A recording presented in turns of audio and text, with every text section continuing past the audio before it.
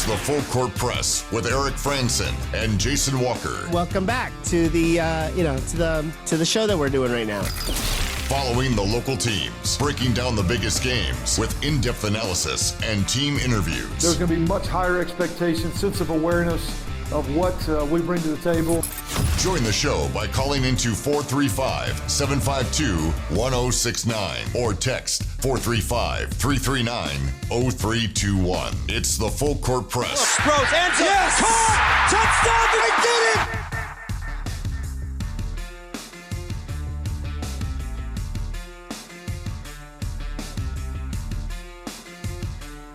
What's going on, everybody? Eric Frandsen and Jason Walker here on the Full Court Press. 106.9 FM, 1390 AM, streaming on 1069thefan.com. We also have the 1069 The Fan mobile app. And both the online and on the app, you can find past episodes, past interviews, which we've done. And share with your heart's delight. Listen to your heart's delight. But last hour focused on one singular issue. It's a big one. It's one that we have kind of discussed would be a possibility, but it was always unsure until Stanford finally decided what they were going to do. Really wasn't on Stanford to decide. It was more on what the ACC as a conference would decide. But until Stanford made a move, everything else was still a little bit in limbo with the rest of the Pac-12. That seems to be shaking loose now with Stanford and Cal headed to the ACC along with SMU. And then the AAC announcing they're no longer pursuing Oregon State and Washington State as members of the American Athletic Conference, basically yielding to the Mountain West. They're all yours to try to figure it out. And now we're left with, okay, it's official. You've been talking behind closed doors. Now let's see how long it takes to get this figured out about what happens next between those two schools, a remnant conference, and a conference that's been around for 25 years and is done okay for itself.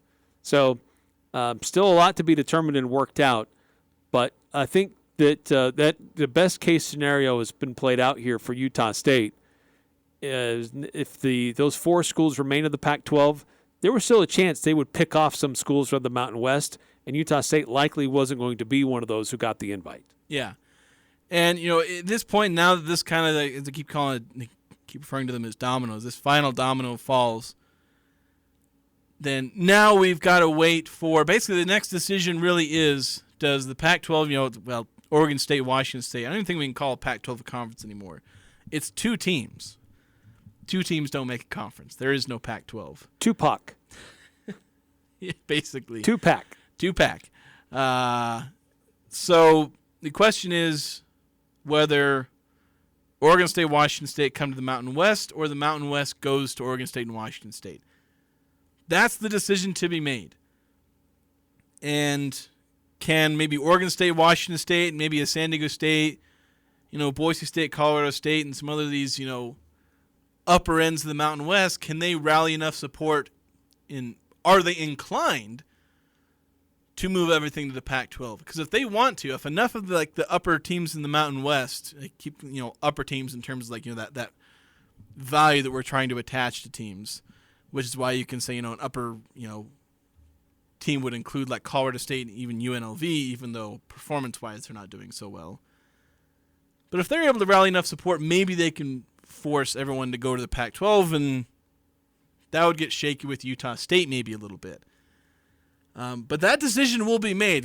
However that shakes out, whatever's going on, whatever power struggles and people throwing their weight around, Gloria Navarez maybe trying to, circle the wagons and keep the Mountain West together, but bring in Oregon State, Washington State, and maybe pick off the AAC, Gonzaga, Wichita State, all these stretch goals that are now be throwing out as possibilities. A lot of the foundation for that and the ultimate decision, I think, will be made in the next week or so. Now, the process of moving all these teams around, that's going to take a while. But I think the decision's going to be made pretty soon. They've already been having these conversations. They probably weren't that, surprised by the ACC's decision, or at least considering that possibility. Oregon State and Washington State, and Mountain West leadership considering, okay, if that happens, then we need to be having these conversations with Oregon State and Washington State, and they have. Gloria Navarre has been to both schools to talk to their leadership. So that decision, now that Stanford, Cal, and SMU are doing their thing, it's time for Oregon State and Washington State, the last of the bunch, to finally make their decision. And I think that'll happen soon. Yeah, that there have been contingencies discussed and floated. That's just how it operates at this level. You have to. You're going to have a preferred option, but you have to have backup plans. And now that just moved up to the front of the line as this is the way we discuss this and figure things out. So it's official. I'm sure they've kind of had, once that Stanford and Cal were pushing and started to get some pretty notable alumni to advocate for them, that it was clear that was the direction that they were going to go. You had to come up with some backup plans, and now this is the plan. Yeah, their preferred plan, I think, was very clearly rebuilding for Oregon State, Washington State, their preferred plan was rebuild the Pac-12. But that was pretty much out of their hands. They would have had to Cal and Stanford. I have to pause every time I say that now. You messed me up, Eric. You're welcome. Cal and Stanford they basically had to have them on their side, but Cal and Stanford began pushing to the ACC. So that preferred plan fell apart, and now there's two plans at this point, and everyone's just going to have to fight over which, I don't even know if they will fight, but they're just going to have to decide over which way the schools go. Does Oregon State and Washington State move, or does the whole Mountain West move? Whatever happens. We'll figure out what that decision is over the next week or so. By the way, to make this happen, Stanford and Cal agreed to not be full participants in revenue distribution. So they will have a 30% share for the next 7 years. That jumps to 70% in year 8, 75% in year 9, and then full financial shares in the 10th year and moving forward. SMU, on the other hand, will not take any. They're expected to come in for 9 years with no broadcast media revenue. So how much is it per year for the ACC? Just calculate the price that SMU is basically paying. They're buying their way in. They really are. That's really what it comes down to. You're absolutely correct. But this is going to create a pool. Now I got to go back and find it. Of I believe it was like $50 or $60 million that the conference will use to distribute to other schools to help with travel. It's a big part of it. And now I got to find out where that laid it out. But anyway, it's going to help to offset some of the travel costs, but also create some incentives. I think they're also trying to hedge their bets that they need to add a few schools because they anticipate in a few years they're probably going to lose a few schools. Yeah. I don't know where they're going to go. Yeah. Maybe the SEC, if the SEC wants them. 9-5 texting and says, don't all three schools have more money for sports than they know what to do with? And I assume they're referencing Cal, Stanford, and SMU, which the case I would say is no. No. Cal is hundreds of $1 million in debt with their athletic department. So they have the exact opposite of more money than they know what to do with. They have more debt than they know what to do with. SMU, they've been a G5 school for the longest time. So, I mean, Stanford has more money as a school than they know what to do with, but not necessarily for the athletics department. Yeah. Okay, so I found the number I was looking for. It's expected to be between $50 and $60 million, and this is according to a report on ESPN. Some of that revenue will be divided proportionally among the 14 full-time members and Notre Dame, and another portion will be put in a pool designated for success initiatives that rewards programs that win. So, how much was it per school per team? Or per school per team? Great English skills. The revenue distribution? Yeah, revenue distribution. I gotta find that. Or did you say it was the 50 to 60 million for that's the whole pot that's... Well, because of what they're only coming in as part members That's for the what's revenue kind of being distribution. collectively given out by the Right. three In exchange teams. for being a full member, we're going to take some of that money and put it in this pool. And that's about what it all So I adds just want to up know what the dollar amount is that SMU is paying to buy their way into the ACC. Because it's in the hundreds of millions of dollars, probably. Yes, it would be. That I'd not see. I thought it was in the $35 million range per school, but I could be off. I mean, if we just assume it's 30, just assume it's 30, give or take. So I guess anywhere between $250 and $300 million. If I'm doing the math over 9 years correctly. Yeah, it's a lot of money. But here's the thing. These conferences are not going to look like this in 9 years.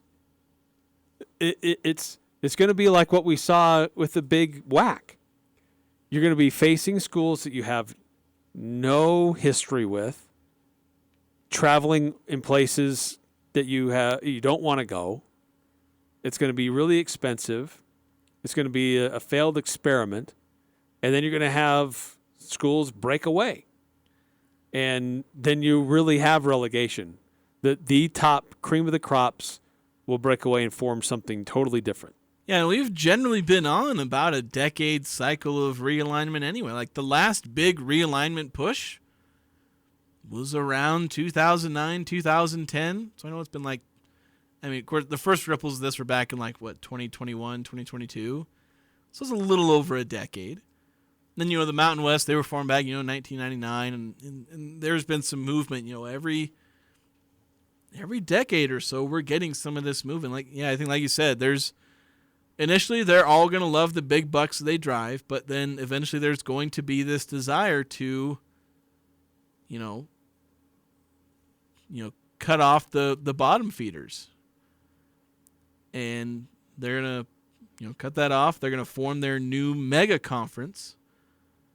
And basically, the timeline for that, to go from these mega 18 to 20 team conferences down to a 10-team conference, it's the moment that ESPN or Fox say we're willing to pay you more to be a 10-team conference of Alabama, Clemson, Ohio, list off all the best teams.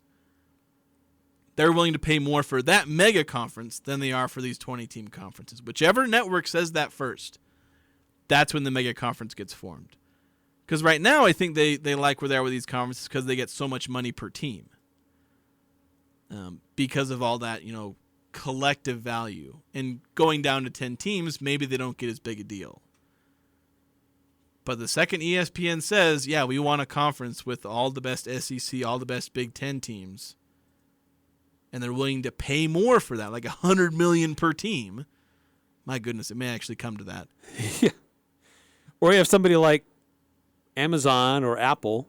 Yeah. We for distribution rights for online, non-cable, whatever. We get to that point where they see more value in that. They have the money, they have the resources. They could pull that off if they wanted. Yeah. Once somebody says we're willing to pay, pay for this mega conference and shell out all the dollars, that's the second a mega conference happens. Part of the challenge is that media rights don't expire at the same time. One conference, they expire before another conference does. So it's not like we can look at this point in the future where the Big Ten, SEC, ACC media rights all expire in the same year, and then somebody could come in and say, all right, I'm going to gobble all of it up at the same time.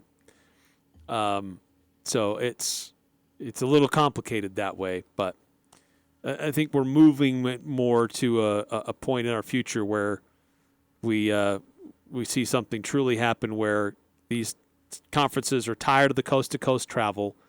They say, look, let's just separate football from everything else. You're going to have a west region, a central region, a northern region, a south region, whatever. and you keep your regional aspects of it, but those teams in that new level of football, they're the ones who play and decide who the national champion is. I suppose I don't know if we're going to truly see football separate away from the other sports just because the people in charge just don't care. Like I said, they've already spat in the faces of their students saying, we don't give a crap that you have to travel cross-country multiple times in a season, multiple times in a week sometimes. They don't care. And to get them to care, you have to, hit them in the pocketbook. And I guess maybe the cost may make them sick, but if they're making enough money in TV revenue, they don't care about the travel costs because net money is more. And, so they don't care about, what makes sense as far as, it makes sense for football to be separate. But they don't care what makes sense. They care what makes actual sense. Dollars and cents, yeah, yes. Dollars and cents. That's what they care about. So we can sit here and say we can come up with, 50 different forms of college sports that probably work better than what we have now, but those other forms don't make money. They're not worth, or they don't make as much money. As much money. So money is going to continue to drive it. Like I said, the mega conferences will only happen when somebody's willing to pay more for the mega conference than they're paying for the SEC. Regional, football and separating that from, I guess, coast-to-coast football, separated from other sports, which you could make more regional, that only happens if somebody's willing to pay for it, or that path ends up making people more money. If they manage to come together and all unite under one cause, but I don't think enough people in power care about that kind of cause. They care about money. Right, they still want to be in control. Yeah, and they want control and they want the money. So a lot of these things make sense. Make football separate from all these other sports. There's not enough incentive for them to do that. Even if they say, yeah, that would probably work. It doesn't matter to them to actually do it because the status quo works for the people in power. They're making a butt ton of money. Yes. And there's no reason for them to change that until somebody else offers them a bigger butt ton of money. Even bigger, yes. So money will drive all this stuff, not common sense. No. Sadly. R.I.P. Thomas Paine. 8968 texting in, do you mean in a few years the Pac-12 could be the repack? Honestly, it is entirely possible Yes, that it's if we possible. have this weird, convergence on mega conferences, that, if the Pac-12 dissolves and, if that's the path we take, the Pac-12 could be revived if the Oregons, Washingtons, USCs, UCLAs, and all that get left out of that, convergence on a mega conference. They could all come back together and say, all right, we're back. Let's get the gang back together. Remember how much fun it was? Yeah, that actually could happen if, we end up moving towards these mega conferences. I don't know if all the teams will be back because USC might, or UCLA may end up in that club of the mega conferences, but it all depends. Yeah. Shifting gears, because we want to make sure we have time for this interview coming up. It's actually let's do this. Let's call a quick timeout here in the Full Court Press. We'll reset. Let's run down who's playing where tonight in high school football. Busy night throughout Region 11. We'll tell you who's on the road, who's at home, how you can follow along, and kind of what these matchups look like tonight throughout Region 11 high school football. We have a conversation coming up with a world champion. That's coming up here in just a little bit here in the Full Court Press. And then we'll give you an update and rundown of who's in action this weekend in the Mtn West. And what happened today in FIBA. There was a shocking score today and probably one of the favorites. So we'll update you on that as well. Coming up on the Full Court Press. Do you have a backup generator, or have you explored the options of adding one to your home? Generac backup generators will keep your home or business safe and cool during the summer months if the power goes out. Do you already have a system? Golden Spike Electric can service it for you. If you don't have one, Golden Spike Electric can find the right model for your needs. Find them online at gsegenerators.com or call 435-257-3016. Golden Spike Electric and Generac, power you can count on. Hi, this is Gene Needham of SC Needham Jewelers. I would like to welcome all USU students back to Logan. Perhaps this is the year you'll get engaged. Thousands of Aggies have shopped our store over the past century. We are Utah's oldest jewelry store.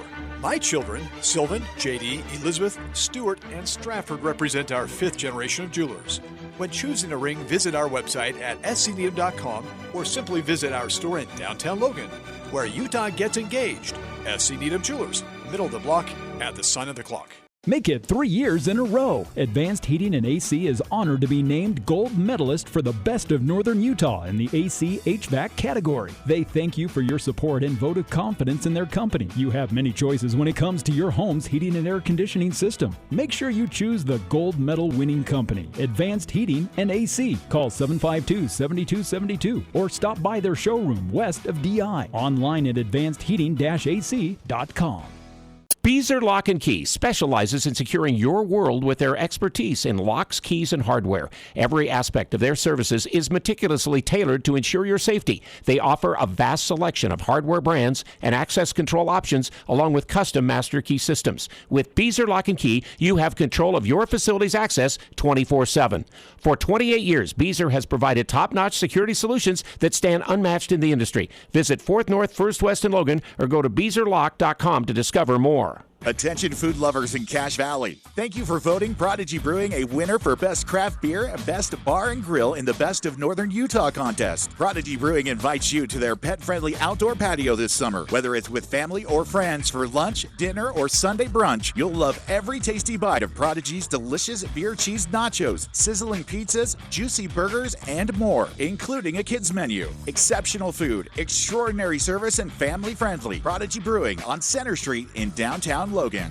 Saturday on Compass Media Network's coverage of NCAA football. The hunt for the national championship begins in Happy Valley as the 7th-ranked Penn State Nittany Lions host the West Virginia Mountaineers. Hi, this is TJ Reeves. Join LeVar Arrington and me for all the action as James Franklin and the Nittany Lions get a tough opening week test against upset-minded West Virginia. It's number 7 Penn State and West Virginia. If it's NCAA football, it's right here. Pre-game begins Saturday at 5 on Sports Talk Radio, 106.9 FM, 1390 AM, The Fan. Following the local teams, it's the Full Court Press with Eric Frandsen and Jason Walker.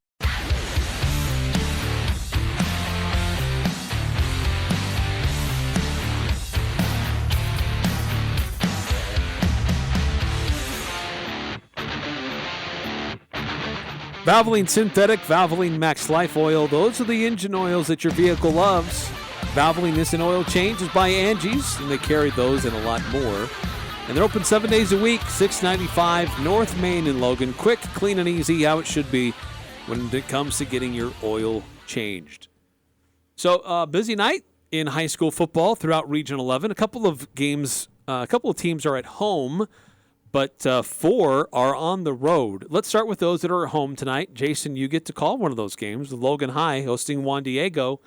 Grizzlies looking to get back on track, and this is a good opportunity for them if they play their cards right. Yeah, it is. It's a little bit like the North San Pete game. This is a game that I would expect Logan to be able to control. Juan Diego, just not what it used to be, 3 or 4 years ago.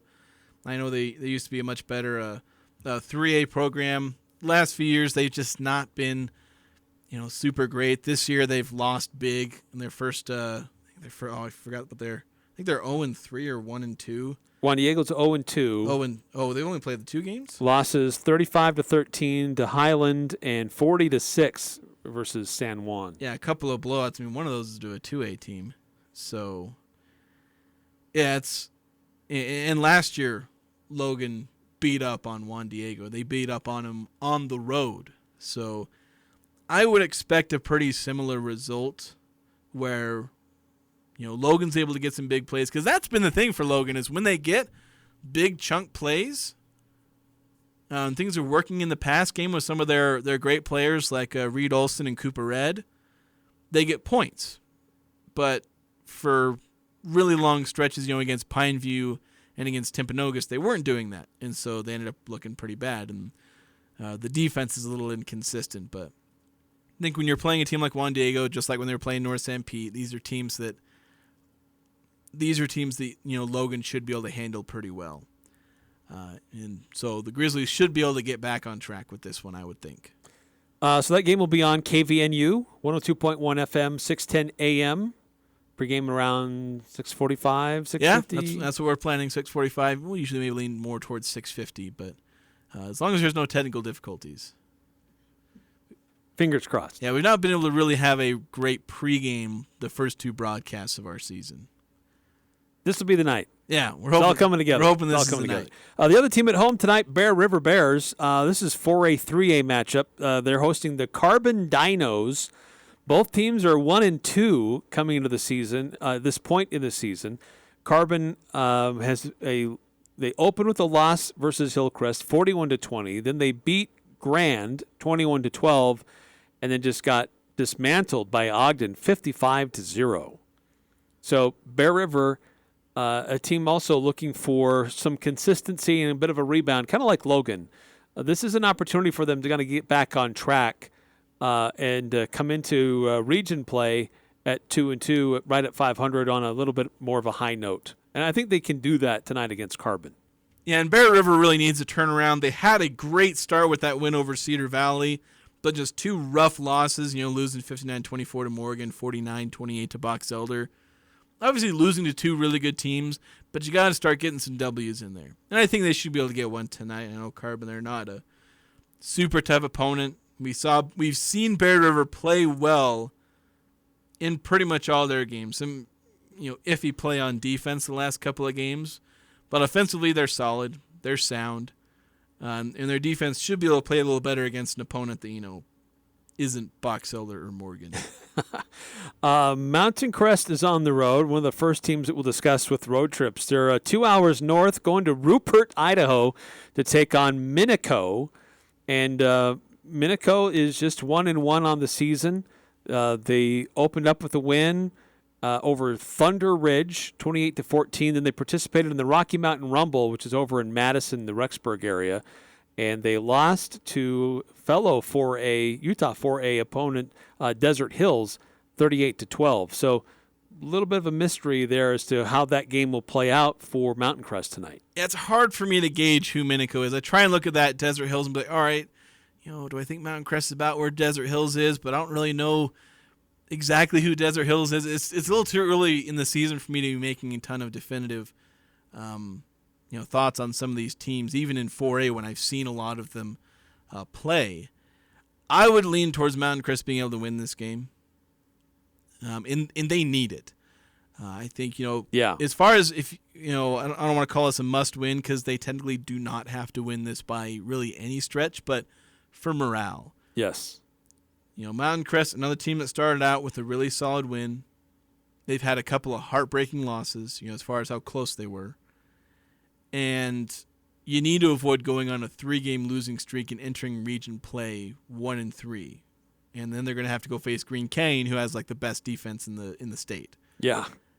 They need some momentum. And this is the best way for them to be able to get is to get a win here. Go up, get a win on the road, tough battle against what's at least a decent team in Minico. Go out there, get a win, and trust me, there's a big difference. It may not seem like much, but there's a big difference between 2-2 and 1-3. Yeah, and from what I understand, Minico likes the wing tee. Oh, that's fun. So that's fun. That brings me back to Little League. Yeah. The Mountain Crest game will be on 107.7 FM, also video streaming on CashValleyDaily.com. Ridgeline, they're on the road. They're heading 2 hours in the other direction. They're down in Utah County, Saratoga Springs, to take on Cedar Valley, a team that lost to Bear River in the opener. Then they beat up on Jordan, which isn't hard to do. They scored 62 on Jordan, but then they beat Westlake in a close one last week. So Cedar Valley, another team that's maybe a little bit tough to kind of figure out who they are at this point based on who they've faced. Yeah, Cedar Valley had, I think, higher expectations than losing to Bear River in that first round, but they have rebounded from that. Obviously Jordan not doing so well this year. Westlake, they're a 6A team, I believe. So Cedar Valley seems to have rebounded. We'll see how they do against Ridgeline.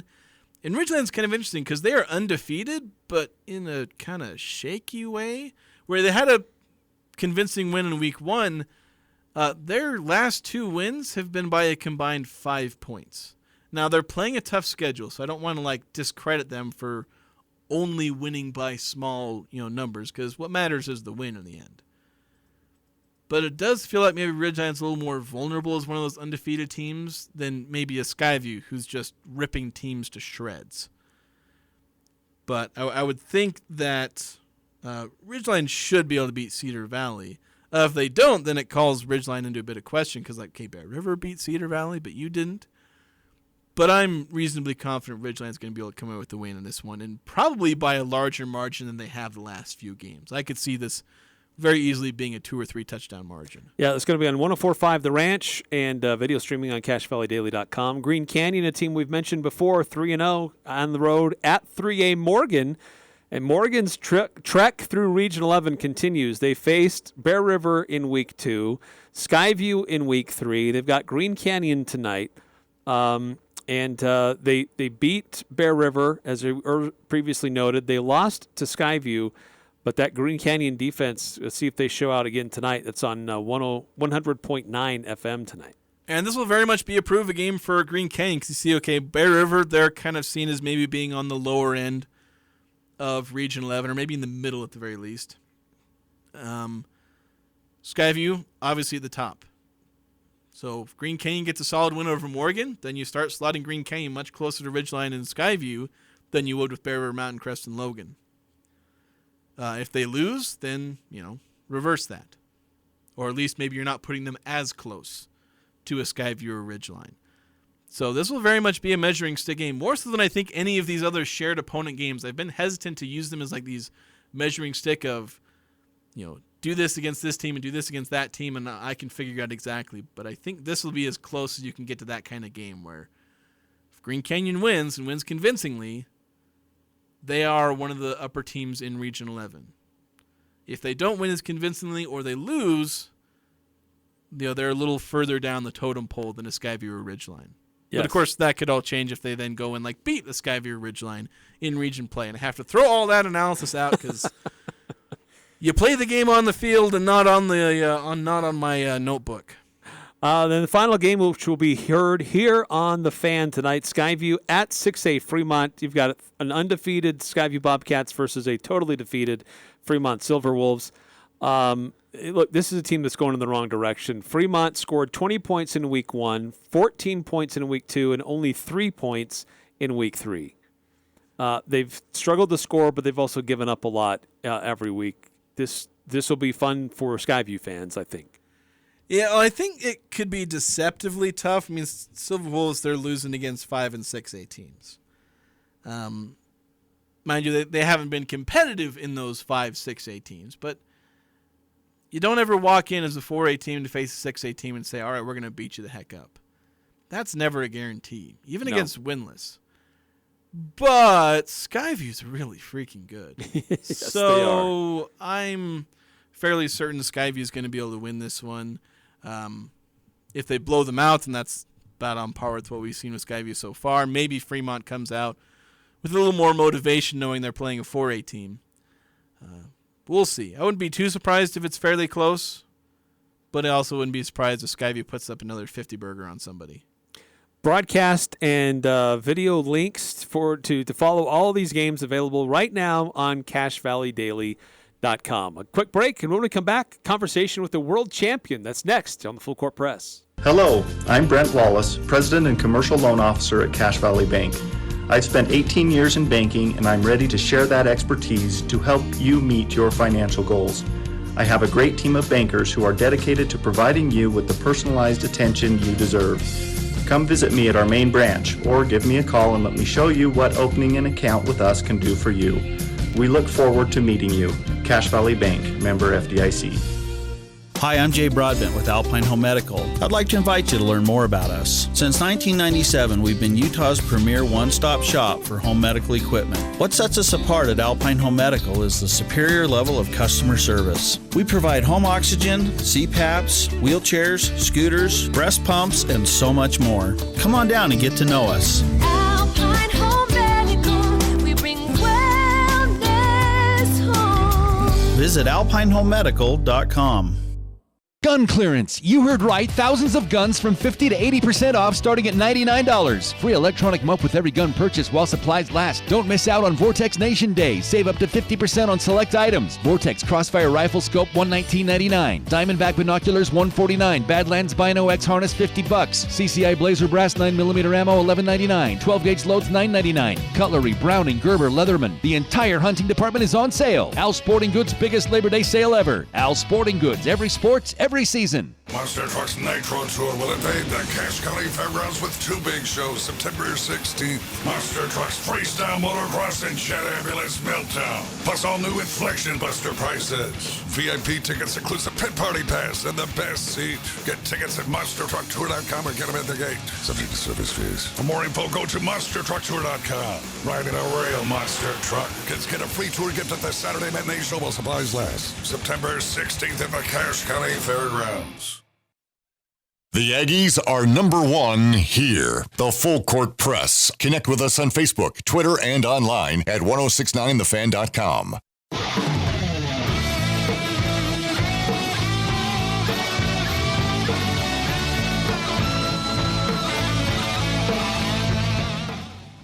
Welcome back to the Full Court Press, and today we have a guest on the show, and honestly, one of my favorite things, since covering sports here in the Valley is not so much the covering like Utah State and high school, like those are obviously fun, but I love being able to talk to people in the community, their sports stories. I've had several great opportunities. This is another one of those where it's not this mainstream sports, but it's just such a fun story to talk about. We have Ella Budge on with us, and she was, I believe in July, won the World Jump Rope Championship I forget what the name of the event was. Here, help me out. The International Jump Rope Union. It was the World Championships held in Colorado Springs, Colorado. Okay, so that's the official title. So, Ella Budge, we have a world champion on our show. We don't get to say that very often. I guess just kind of introduce us a little bit to, I guess the world of jump roping championships and a little bit about, how this went about. So I've been jump roping for almost 14 years now with a local team called Just Jump In. I've been competing nationally and regionally for at least 10 years of those, and as I've gotten older, I've been able to jump with other athletes from around the nation, and we've kind of got together and started our own team, and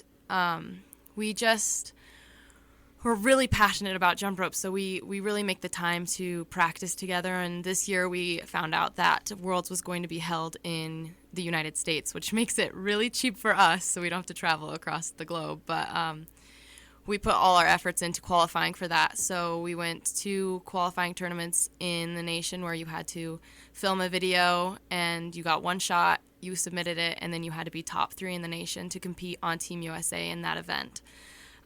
So then when we went to Worlds, you have the preliminary rounds where you compete your event, and then if you're top 6 in the world, you recompete that event at the last 2 days of the competition at the Grand World Championships. And I had the opportunity to compete in not one but 2 events. They're called Wheel Pairs and Double Dutch Triad. And I was able to take 2nd in my Double Dutch Triad and 1st in the world in my Wheel Pairs. So you got gold and silver. I did. Woo, there you go. Awesome. Not just world champion, but 2nd in another area. Yeah. As well. So okay, so you competed in multiple events. Like how different are the different events? Are there some similarities between the two? You're not alone. You've got a partner. What's that like? Just kind of describe to us, the uninitiated, the differences are in some of those competitions. Yeah, so there are 2 kind of sort of categories in jump rope. There's speed events and freestyle events. So speed events is you're jumping as fast as you can, alternating your feet in a certain amount of time, whether that's 30 seconds or 3 minutes, and they're counting. So people in 30 seconds are getting like 250 jumps, which is insanely fast. Makes me tired just thinking about it. It's so crazy. And you do that as a single rope by yourself. You do that in double dutch, and then you move over into the freestyle categories, which is what I competed in. And you have certain required elements where you have to have a certain amount of multiples, power gymnastic skills, wraps where the rope's wrapping around your body, or releases where you're releasing the handle and catching it under your leg or behind your back. And you also have to have, why am I blanking? Something else. It's all crazy stuff. But then you do that with a single rope by yourself. You do that with a single rope with 4 people where you have to be in sync. You have to do, there's double dutch events where there are 3 of you, 4 of you, 5 of you. And they're all like, so in like gymnastics or in track where there are different events, all different sort of skills or different categories. Jump rope is in a similar layout where there are tons of different events that you can compete in. So I guess just tell us about these specific categories. Like what goes into, you said the wheel pairs? Wheel pairs. Wheel pairs.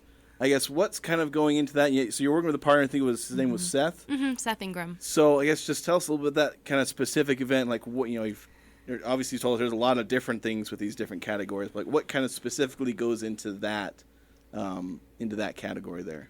I would say wheel pairs is one of the most unique events of all of them. So you each have your own rope, and you swap handles in the middle. So I'm controlling half of my rope, and he's controlling half of my rope, and I'm controlling half of his rope, and he's controlling half of his own rope. And you're having to stay in perfect sync and know the timing of your partner's movements for it to work perfectly. This is an event that we, in the last 2 years, have trained really hard together because it is so difficult and different than the rest of the events that jump rope has. But it's nice because it is such an open slate for creativity and learning like some different skills that people have never seen before. How do you go about that process of choosing your partner? Is he someone from around here? Did you just meet him through other competitions? I mean, what was that process like? So Seth grew up in Idaho, and I knew him competing growing up because he competed against my older brother. He's always been a really, really talented athlete, and he moved to Utah State to come do school here. And he started coming to Just Jumpin's practices just to, get out there and jump rope because we're obsessed and we can't leave it alone. So he was coming to practices, and I told him, I was like, I would love to compete with you if you want us to keep competing. And that's where we kind of started. And there are a few other jumpers that grew up with me on Just Jumpin', or we even have a jumper from Montana who is at Utah State who also came in and joined us, and we made this little team of ragtag jumpers where we all just wanted to keep competing and growing the sport of jump rope. So we all got together, and that's how our little team formed. So how did you just, initially get into jump rope? It says you've been doing this 14 years, most of your life. So where did that first step come in where you're first, everyone's introduced to a jump rope at some point in their life, but like for me, I eventually stopped doing it. Others don't, obviously. You kept doing it. Like what got you into and staying into this hobby of yours? I was really lucky and really fortunate to attend an elementary school where they taught after-school workshops at River Heights Elementary here in Logan. And my PE teacher handed me a flyer after class one day, and I went one time, and I was hooked, and I haven't stopped going. It's seriously so fun, and I could go on and on about how obsessed I am with jump rope. Well, I was going to key in on that. I know that, because I've had kids go through the River Heights system, and so I know they're very passionate about jump roping.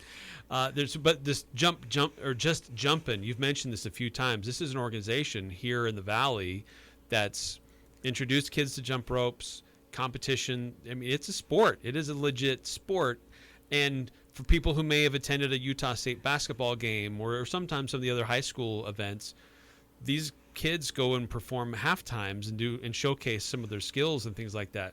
What was that like for you to be able to showcase some of the things you've been learning and get that first taste of like, I'm performing in front of a lot of people? Man, I remember the first time I ever performed a halftime when I was like 8 years old was at a don't hate me. It was at a BYU men's volleyball. Isn't that crazy? There you go. And I just remembered the feeling of walking out on that floor and seeing so many people and them just absolutely loving what you're doing as much as you love doing it. And it was just so inspiring and really drove me to continue with the sport. And I still love performing so much. And it's probably what keeps me going now is being able to walk out onto the floor and give everything I've got and to share and spread the sport of jump rope and just inspire others. I know it's, obviously I've been to some of these halftime shows, and the crowd really does get into, like, what's it like, when there's a particularly difficult trick and the audience can tell that, and usually they explode. As far as, like, what's that excitement like, and is it hard to not mess up after you pull something like that off?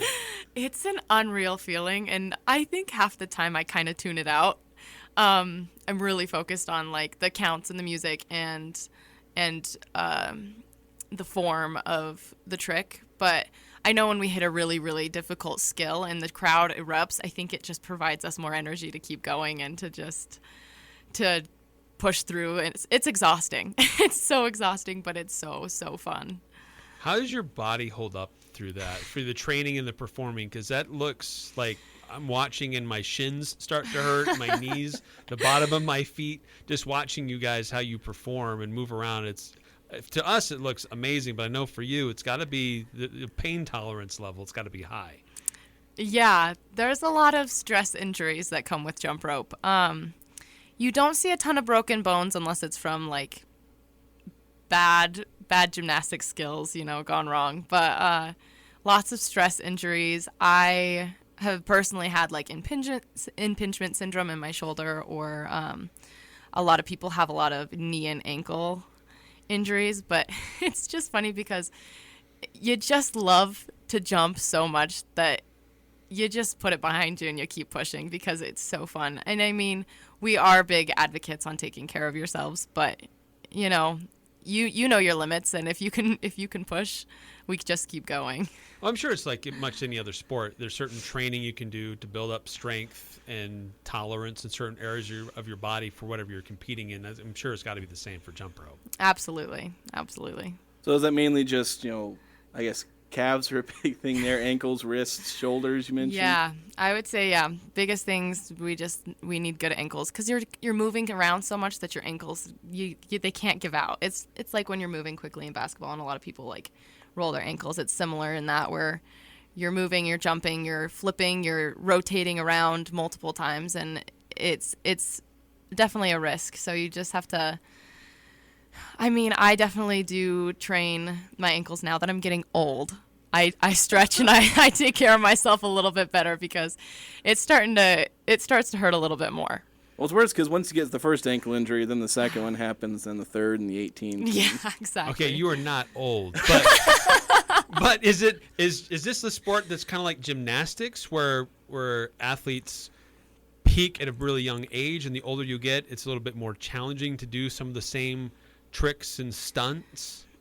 I would definitely say so. It's kind of one of those things where you're going to hit a peak, but jump rope never has to go away in your lifetime. I know jump ropers that are still spreading the sport through performances, and I work with a guy who's 40 years old and still does jump rope performances and still does pretty difficult skills, and I'm like, that's exactly how I'm trying to be. But you definitely, for competing, you kind of have a peak where you're at the most athletic stage of your life, So I guess you kind of awaken a morbid fascination or a thought where it's like, minor injuries and stuff. I guess the jump rope can be pretty dangerous itself if you mess up. Yes. Like, how many times have you smacked yourself really hard with a jump rope? More times than I can even express to you. Just last week, you want to be able to keep growing and trying new skills, and with that, you're gonna whip yourself a lot, and it welts, you leaves a mark for days. Like, I whipped my eye the other day and went to school the next day, and my face has a red whip across my face. But it's just it's normal, for the sport. Again, we're talking to Ella Budge. She's a world jump rope champion, and I want to ask you about the competition you went to in Colorado Springs this summer. Mm-hmm. Is this? There are some sports where there's an element of you're trying to beat a clock, and so whoever is the fastest, they're going to be the winners. Whoever scores more points than the other guys, they're going to be the winners. But there's also some sports where there's a little bit more subjectivity to it. Gymnastics has some elements to that. Certainly, figure skating as well. There are technical aspects that are judged, and you have to be able to pull off these certain things. But how does that blend with jump rope competitions? You've already detailed how fast you can jump in a certain amount of time, but what's kind of the artistic element of it, but also the very technical aspect of your competitions? So I would say speed is definitely the more technical side. There's no judging other than counting. But for freestyle, you're definitely doing... You're judged based on the difficulty of the tricks. So they're watching how many times the rope is rotating under you in a jump. Is your arm restricted under your leg or behind your back? Are you releasing it and catching it restricted? How many times is it wrapped around your body? But on top of that, they're judging, is it matching the music? Is your form good? Are you performing? Are you looking like you're having a good time and entertaining? So if you're doing really difficult skills, sometimes your presentation score goes lower because you're completing this really difficult skill, but you're landing curled up in a ball on the floor because it went under you 5 times and you restricted your arms 4 times. So it's kind of like you have to give and choose and work on what is going to not only look best, but score the highest difficulty score.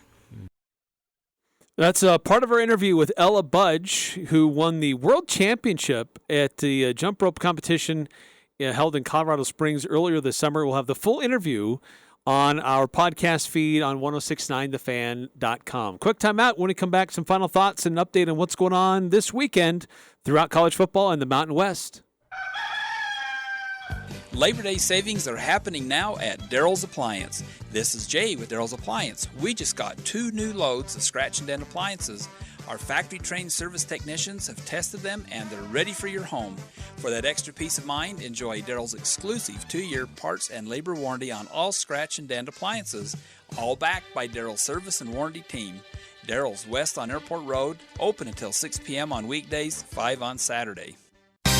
Nearly 21 years ago, Cafe Sabor opened their doors in historic Logan train station. With the help of hundreds of amazing employees and patronage of thousands of wonderful customers, Cafe Sabor is proud to have been voted 3 years in a row Cache Valley's favorite Mexican restaurant in the Best of Northern Utah contest. Follow Cafe Sabor on social media for giveaways and promotions. Search Cafe Sabor for a restaurant near you. Thank you, Cache Valley, from your friends at Cafe Sabor. Interviews, analysis, and a little bit of fun mixed in. The Full Court Press on Sports Talk Radio, 1069 FM, 1390 AM. The Fan.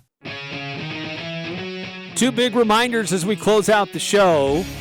1, busy night in high school football. Broadcast details, links to watch the games are all available on CacheValleyDaily.com. And then the second big reminder, Utah State taking on Iowa tomorrow morning. And pregame coverage on our sister station KVNU begins at 8 a.m.